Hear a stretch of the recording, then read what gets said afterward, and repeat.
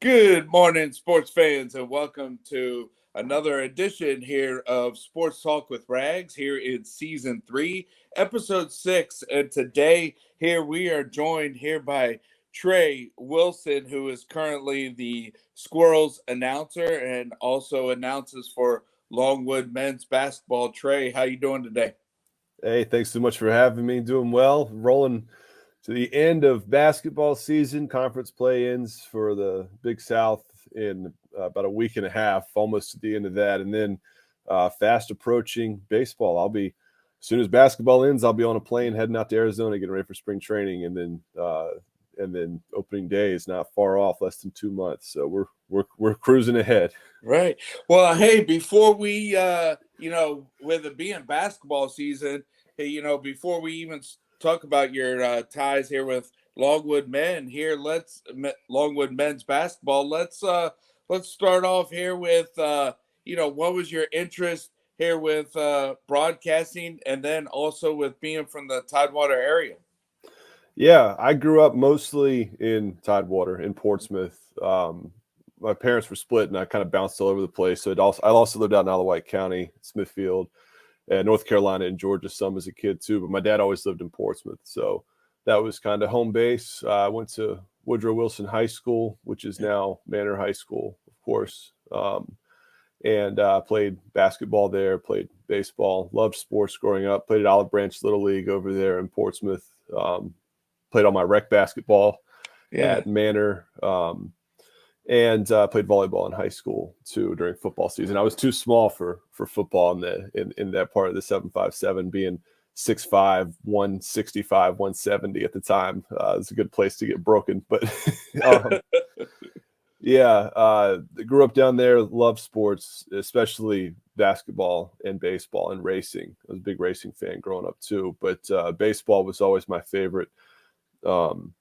Basketball was probably my most notable sport growing up, playing in the Eastern District there, playing in the era that I got to grow up playing in, where there were so many talented players who went on to have great careers either in the NFL or in college football or basketball or Major League Baseball. I didn't go that path. I went to college and tried to follow the baseball journey. Went to college with the hopes of playing baseball. That was pretty short-lived. I had a lingering injury that kind of derailed that, and ended up going to college for a couple of years. Left college, was asked to leave after a couple of years. Moved back down there to Tidewater, and I was working at Kmart, working at Sam's Club at Chesapeake Square Mall,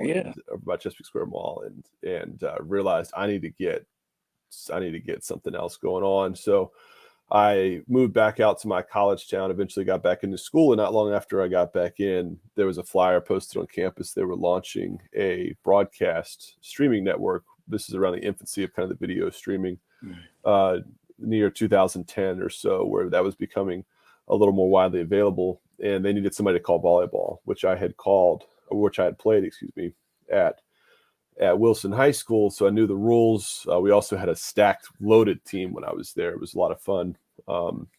Winning is always fun. Yeah. So it was one of my favorite sports, and I knew it. So they needed somebody to do it. I did it. I was terrible. Did an awful job, but I really enjoyed it. And I grew up wanting to, if I wasn't going to be playing sports, wanting to be involved in sports media in some capacity, whether it was writing. When I was a kid, we got both papers, the Virginian Pilot and the Daily Press, and I would read not just the sports section front to back, but a lot of the news too. I always had an interest in journalism, or play-by-play broadcasting. Growing up watching the Atlanta Braves and the great broadcasters that they had through the 90s and the early 2000s. And mentioned a moment ago, I was a big racing fan, listening to Ken Squire on CBS through the 90s, and Eli Gold on TNN, who of course Eli is now was then too, but is the longtime voice of Alabama. And the great way that those guys told stories was always captivating to me. So I decided I was going to follow that path a little bit further, and here we are 15 or so years later, and they still let me do it.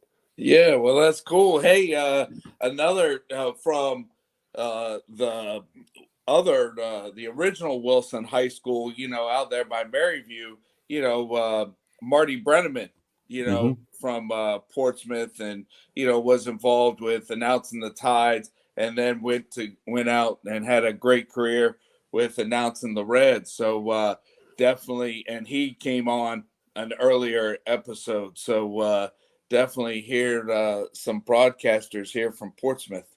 Yeah, Marty Brenneman. I always thought it was so cool. We were from the same high school, Yeah. and there aren't many broadcasters from the play-by-play broadcasters in the pro baseball world from the Hampton Roads Tidewater area, much less from the same high school. So I haven't had a chance to have a conversation with Marty about that. I've been in the professional sports world for over a decade now, and professional baseball in particular. And I've gotten to meet a lot of people, a lot of my heroes, and try to act professional. Try to not fanboy with them, but I'd love to have a conversation with Marty about being I would assume the only two Woodrow Wilson High School alumni who've been professional baseball broadcasters. There's Marty, who's in the Baseball Hall of Fame, and there's me hanging out here with the Flying Squirrels.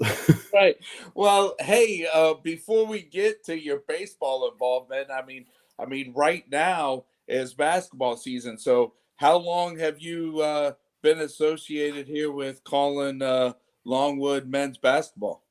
Yeah, I started calling their games last season on ESPN Plus. Sam Hovan does their radio, so he does every game home and away, and he does a great job. Sam's a great broadcaster, so they bring me in to handle the TV duties for ESPN Plus. Occasionally, I'll hop over on radio, but I had done basketball years ago. I love college basketball, and I love college football too. But I don't want to call college football games after baseball season ends in the fall. I need to decompress. I want to go to some games as a fan. Right. Go travel around and catch some games, but I need a break when baseball season ends.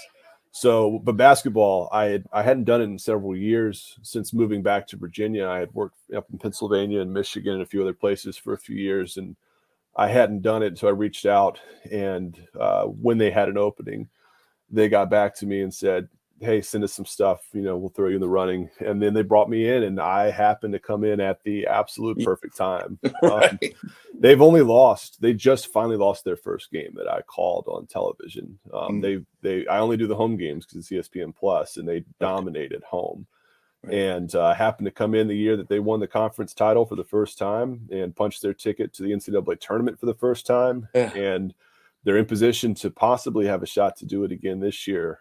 It's been fun to kind of get to be there and kind of tell the story of that rise of the program and call those games. And it's even more fun when I have a great partner like I do this year with Keon Brown, who's a rising superstar, the analyst who I work with. He's a former Radford player and very entertaining, very knowledgeable, definitely carries the broadcast. I'm just basically filling in the pieces between when Keon is giving all the good information to our audience. Oh, yeah, and with him being from Radford, I mean, so he definitely knows the Big South Conference. Yeah, our next game we have together is Longwood versus Radford. So I've already told him I'm going to have a little checklist over here, and anytime you start to show some bias, I'm going to make a mark and give you a look. You got to keep it down the middle. So he'll be fine. Yeah, and it's just, I mean, they got a new coach, and yes, last year was definitely a successful year for not only the men but also the women. Right there, Farmville, Virginia. Making some noise. Yeah, the whole Commonwealth of Virginia is so basketball strong. I don't think it gets enough national love. When you look at places like Florida and California and Texas and some of these larger states, and Virginia is not a small state, but a medium-sized state. And we have so many great college basketball programs here. Obviously, VCU and George Mason making those Final Four runs. UVA win a national championship. Virginia Tech is the reigning ACC champion right now. JMU's made some noise. Even you go down the D3 level, Randolph-Macon just won a national championship right up the road from us here. Virginia Wesleyan and Christopher Newport have had some very competitive years. This is a great basketball state, and I don't think it gets enough love for that, but Longwood's making its mark now in that same conversation, a program that for a long time in the early years when it moved to Division One about 15 years ago, they didn't have a ton of success. And now with Griff Aldrich, who's also a Tidewater guy, coming in there and building that program, it has been so much fun to see the growth. And nearly every game is full at Willett Hall. This is the final season for Willett Hall right now. They're moving to a new facility next year, but it's been so much fun to kind of have a side seat to get to watch the growth of that program. Yes, and to all the listeners out there, that was Willett Hall for Longwood basketball. I mean, another landmark here in Portsmouth, that got leveled a couple years ago. But Willett Hall here was a theater in Portsmouth. Yeah, we had a conversation about that before. Yeah, Willett Hall. I went to my middle school was Hunt Mat Middle School, which was the old Woodrow Wilson High School building, and Willett Hall was, of course, attached to it. Right. So every day we would, wait for the bus. The little horseshoe where they had the bus pickup was right next to Willett Hall. So we'd wait on the steps outside of Willett Hall for the buses. And it was so every time even now to this day, years later, 2 decades almost later, every time I am writing in my notes and I write in Willett Hall or I'm saying Willett Hall, I always think back to Portsmouth and those bus rides over to where Old Hunt Map and Wilson were over there next to Maryview Hospital, and think back to my Portsmouth time. Yes, yeah, and so with ESPN Plus, I did see and I like the move that the Big South is going. I saw that their conference tournament going to be a neutral site. I think in Charlotte. Yeah, they moved to Charlotte last year for the first time, and it seemed that went well. I'd previously done games, announced some games with St. Francis when I was up in Pennsylvania, and they're in the NEC, and the NEC does their campus host sites for the conference tournament. I think that there's a lot of fun in that, but there's also a lot of fun in putting everything in one central location. And if you're a fan, you get to go just watch game after game after game. I always loved going down to the ACC tournament in Greensboro or in DC once they started moving the ACC tournament around. And the Big South, this is year 2 down there in Charlotte, makes for a nice tradition. It's a nice central location for the league. And I think it helps when you're playing in a bigger arena like that. It gives a little bit more gravity to the feeling of those games. Not that the players need it. Every team, all 10 teams in the league, have a shot to get to the NCAA tournament.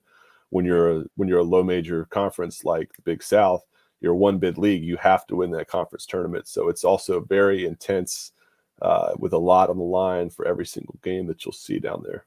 Right. Yes. And so once basketball finishes, then your focus here goes to baseball. And I see November of 2018, you were named with Director of Communications and Broadcasting there for the Flying Squirrels AA of the Giants. Yeah, it was a dream come true. I love the job that I was in before. I was in Altoona, Pennsylvania with the Pirates AA team.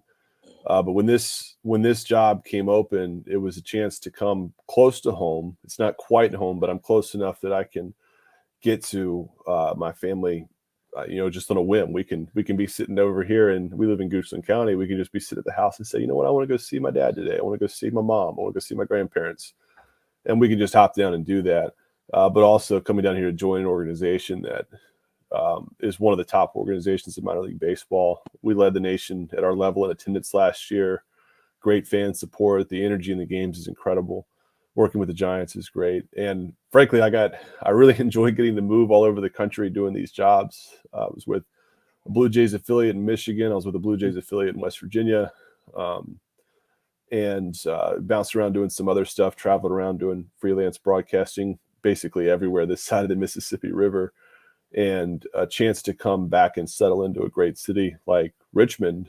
Yeah. Well, growing up, when I did, the 757 versus 804 rivalry was a big deal. And of course, the 757 area code was still new back then, but there was a lot of pride in the 7 cities and Hampton Roads, Tidewater, and all that. And there was a little bit of a 757 versus 804 rivalry. So it's funny now that, I claim Richmond is my Portsmouth and Hampton Roads is always home, but Richmond is now my city. But it was funny because when I went off to college, I went out to college in Southwest Virginia, and we had a lot of students from Northern Virginia. So the 804 and 757 kids kind of, we teamed up because we had a little bit of a rivalry with Northern Virginia because it's a much different experience growing up there versus growing up in Tidewater or the greater Richmond area. There's a lot of similarities between here and there. It's just we just don't have the beach here. Yeah. And I know, let's see, my brother Mike Ragsdale, he played at William and Mary and played VCU at the Diamond, there in the early to mid 90s. And then he had a friend, Adam Butler, that played, AAA in the Braves, so we've been to the Diamond. And I know that the Braves did move, down to Gwinnett, but for the Flying Squirrels, ever since the Giants, moved in, I know it's AA, but the two games that I've been to, one end of August a couple years ago, and then opening day, my dad and I drove out for last year when Will Clark was there. I mean, you talk about attendance. I mean, the Diamond might be old, but people come, and it's enthusiastic and definitely a great night of baseball.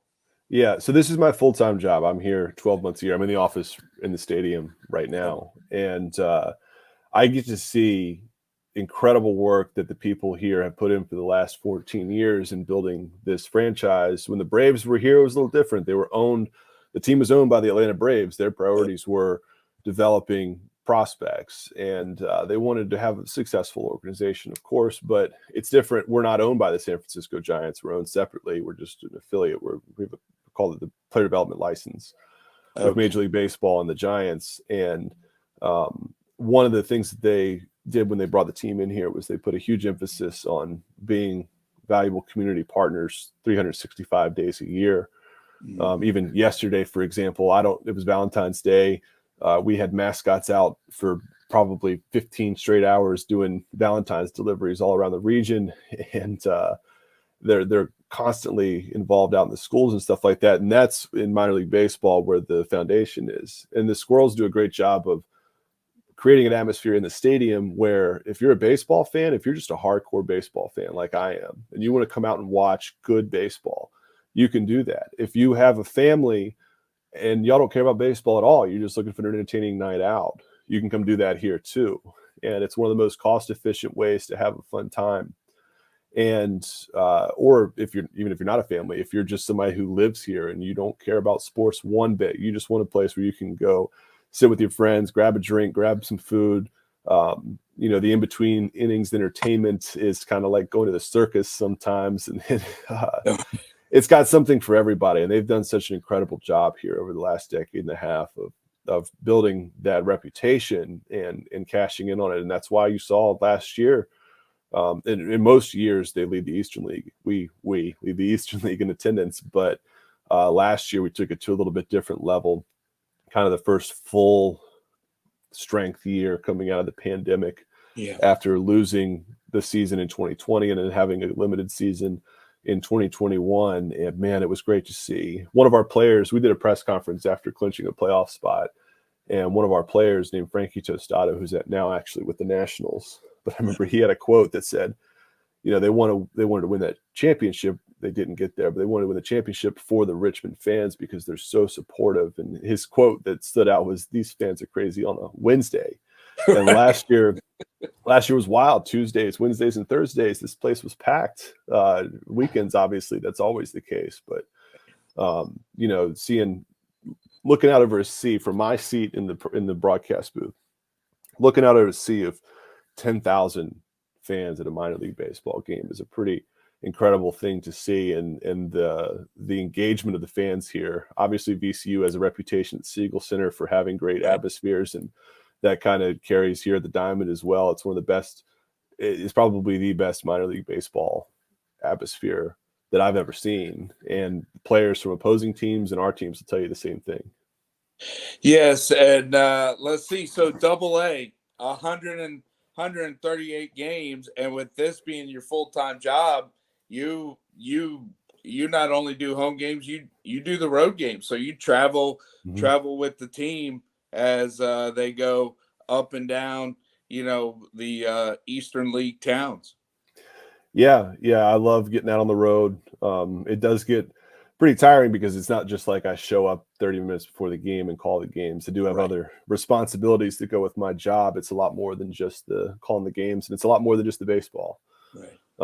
Later today, after we finish this call, I got to update some stuff on the website and get ready. We're going to have an announcement for putting our single game tickets on sale.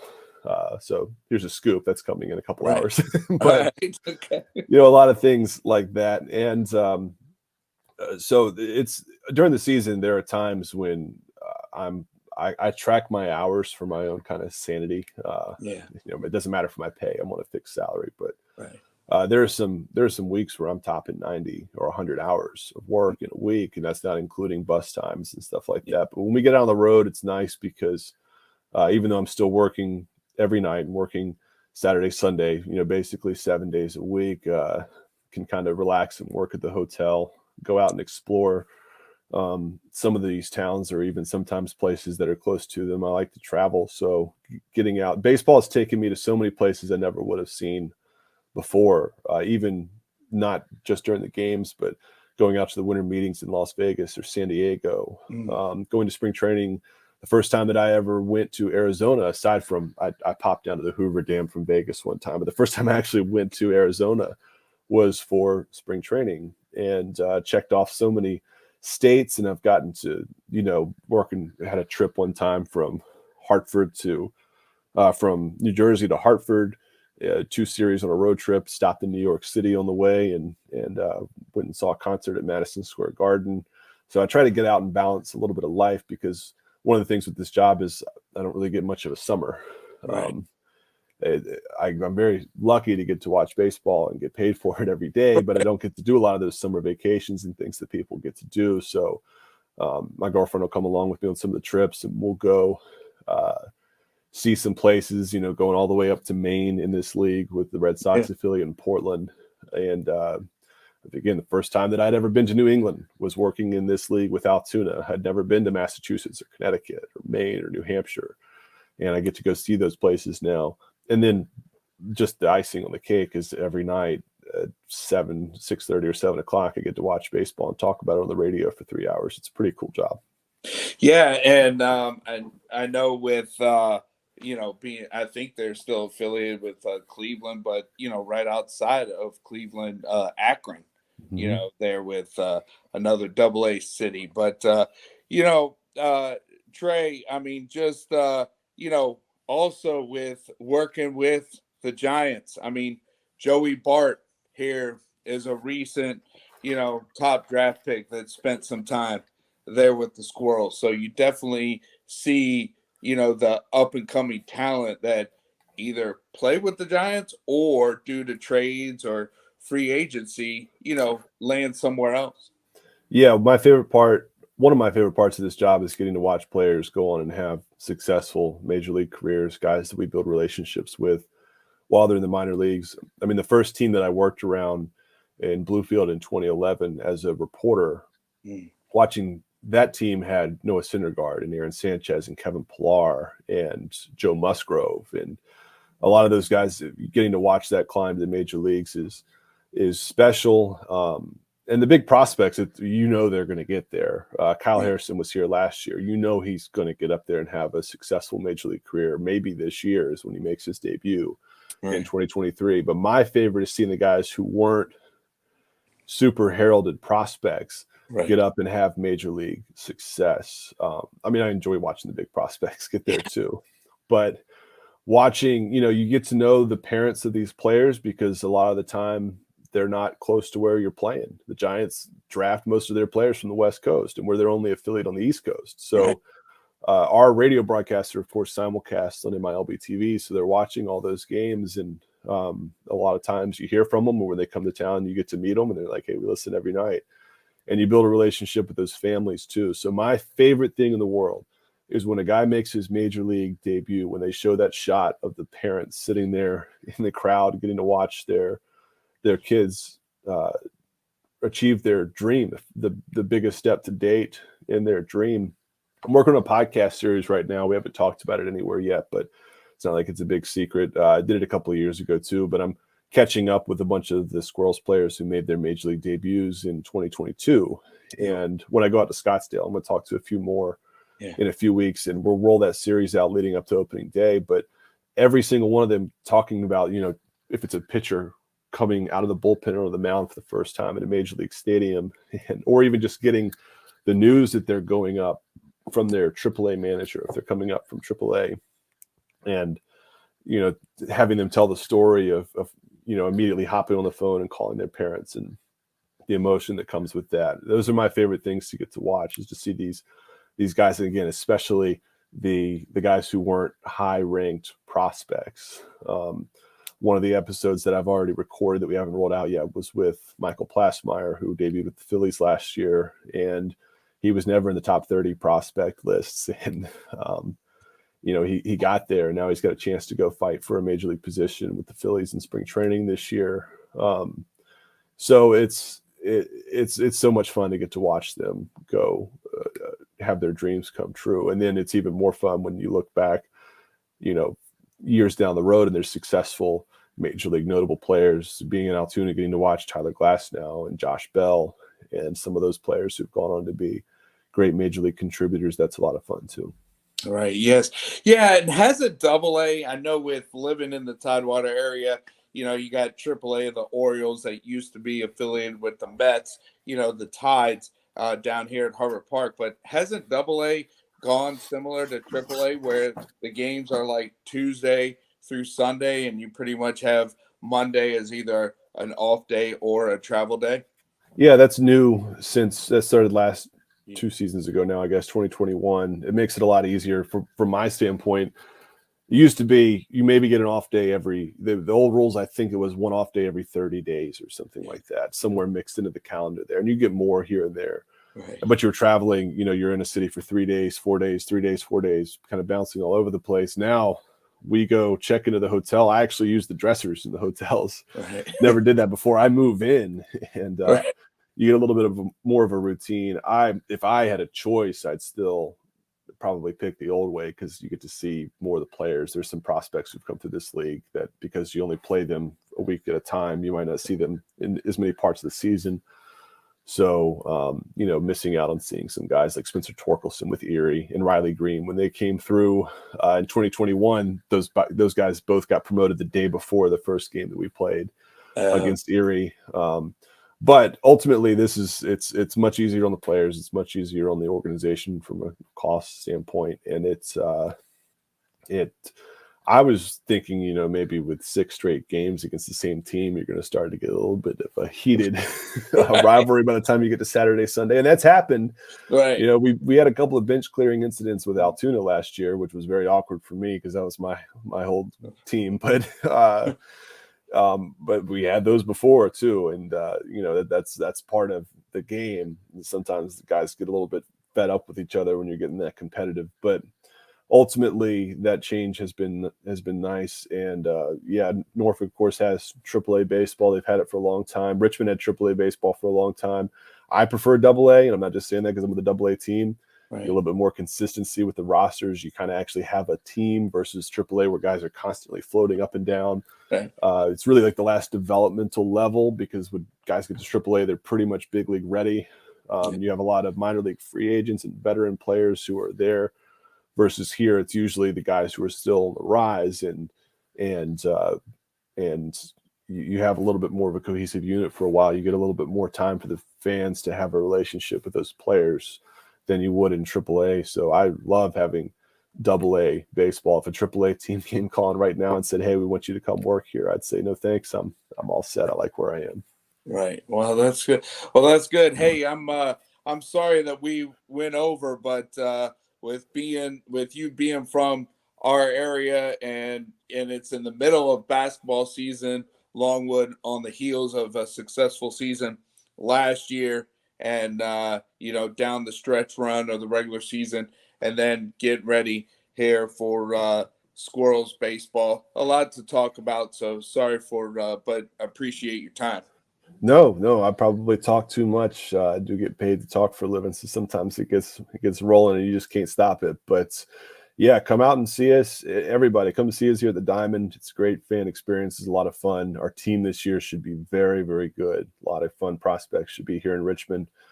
Otherwise, I will talk to everybody on ESPN Plus. A couple of more games left: Longwood versus Radford and Longwood versus UNC Asheville. These upcoming Saturdays, and then April 7th, baseball season gets started here in Richmond, and we're looking forward to another sold-out opening day and another great 138 games, 69 home games of Squirrels baseball in 2023. Yes, and in a couple hours, what little announcement here for tickets for 2023 Squirrels baseball coming out.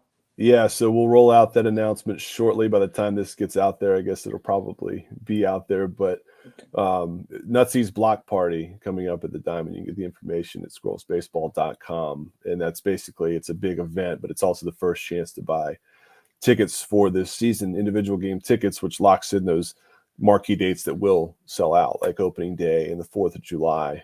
It's important to get those tickets early because they will sell out, and we will have at least 9,560 fans here in the ballpark for those games. So, yeah, it's going to be a lot of fun. But like Frankie Tostato said, this place is crazy on a Wednesday. So anytime you can come out to a game, and it's going to be a good time. We always say in this industry, you never know how many people in the audience, maybe even just one. This is the only time they're ever going to come out and see what you guys are doing. Maybe somebody's coming through town. You might only have one chance to show them what you can do. So we put it on for everybody every single night. Yes. Well, hey, Longwood basketball fans, or definitely Squirrel baseball fans. Today's guest was broadcaster Trey Wilson, and 2007 graduate of Wilson High School and former employee of Chesapeake Square area Kmart and Sam's Club. So I know that I started at McDonald's there at Chesapeake Square before I started at the shipyard. So thanks again for your time, Trey, and go Longwood and go Squirrels. Yeah, y'all also might have seen me out at Bennett's Creek Farm Market out on Route 17 in 2005, 2006, something like that. So, yeah, I had some of those hourly jobs all over that area. But thanks so much for having me. It was a lot of fun, and look forward to chatting again soon. All right, sounds good. And that's a wrap here for today's episode. Thanks again.